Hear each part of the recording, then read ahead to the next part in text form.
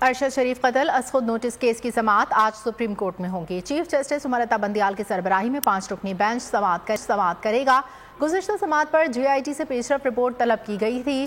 JIT ने एतराज़ दूर करके पेशरफ रिपोर्ट अदालत में जमा करवा दी। कीनिया की पोस्टमार्टम रिपोर्ट और बयान हल्फी शामिल ज़राए के मुताबिक रजिस्ट्रार ऑफिस ने कीनिया की पोस्टमार्टम रिपोर्ट की कॉपी पर एतराज़ किया था।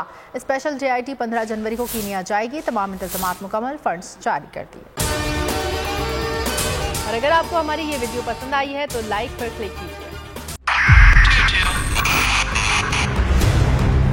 2022 बहुत सारे तोहफे भी देके गया पाकिस्तान की आवाम को। पाकिस्तान की आवाम को एक तोहफा ये दिया कि आवाम को पता चल गया कि पाकिस्तान का मीडिया क्या है। हक और सच का सफर साल 2022 में बोल रहा नंबर 1। हमने बहुत सारे शोज और ट्रांसमिशंस की, पूरा साल मुसलसल जदोजहद में निकल गया कि ये वोट ऑफ कॉन्फिडेंस के पीछे कौन लोग थे। तोड़े रेटिंग के सभी रिकॉर्ड। एंकर्स ने भी आवाम में सबसे ज्यादा मकबूलियत पाई